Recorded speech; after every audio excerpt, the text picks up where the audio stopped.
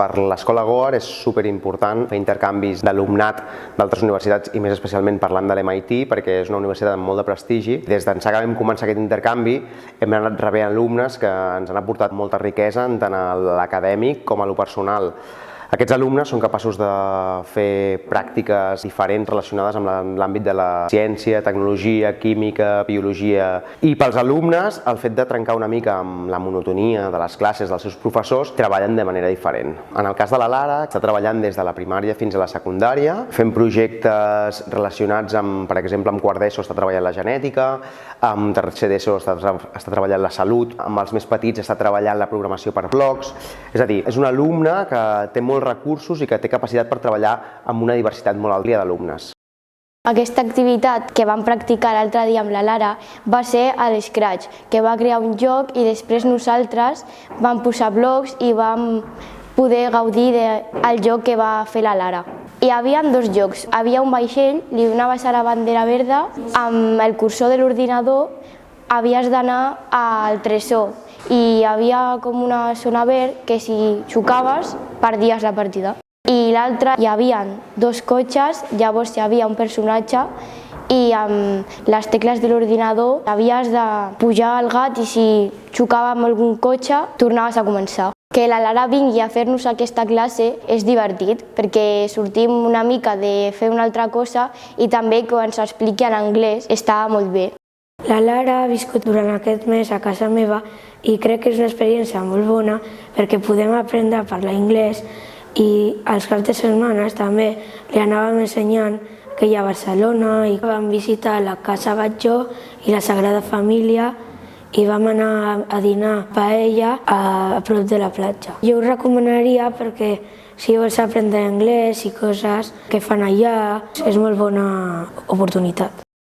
I think as a kid, I've always really enjoyed learning. Like, I've just always wanted to know more, search for more things to do, have passions for things, and something I really enjoyed was always like STEM, science, technology, engineering, math. And in high school, I was involved in my robotics team, in the math club, in the science club, STEAM club, you know, all of these amazing activities and communities with people, just to be able to do more projects. You know, robotics is a really, I think, important up-and-coming sector to know more about and be involved in. Yeah, and so I was at MIT. These are the activities that I did. And here now I'm in Spain, part of MIT's GTL program. So for a month of January, they send students to different countries to go to different schools. Every country has a different program, and in Spain usually it's one student per school, and I've had the amazing opportunity to be here at the Escola Goar for a month, staying with a host family from the school as well. I'm teaching the secondary students, so from 1st, 2nd, 3rd, and 4th of ESO. I mostly teach science and math classes in the lab and in class for math.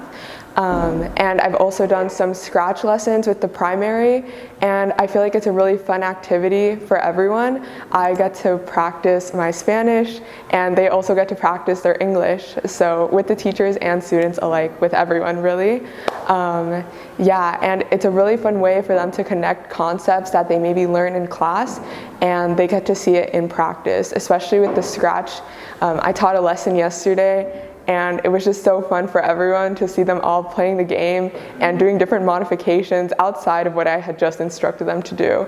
So it's a great opportunity, really, I think, for everyone. I think especially the age range is important to consider. So I'm teaching 11 to 15-year-olds about there. And at the end of the day, I think no matter what you learn in class, you'll never solidify your knowledge as much as if you apply it in a lab. So for example, the students can learn as much about genetics as they want, but until they do an activity, learn with each other, and learn from the teachers, speak with all of us, that's invaluable. Like, especially with the Scratch too, for example.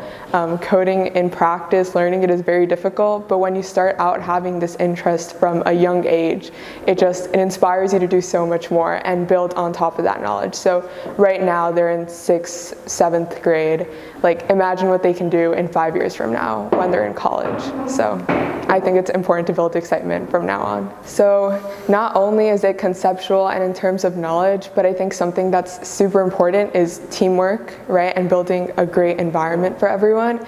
You know, it might seem easy, but it's very hard, I think, for everyone to work with new people and learn from each other, really. That's what robotics, I think, and even working in a lab in a group is all about. It's what you can learn from each other, what you can teach other people, how you can apply these new skills that you have and really see them in action. I think right now, the way we are doing it in working in these labs and making sure that everyone is engaged is ideal, right? I think especially as a kid, I was involved in activities where sometimes it's specifically targeted towards girls. For example, at MIT, I mentioned in my lesson, I work in an organization that teaches Scratch to 6th to 8th grade students who identify as girls and non-binary students.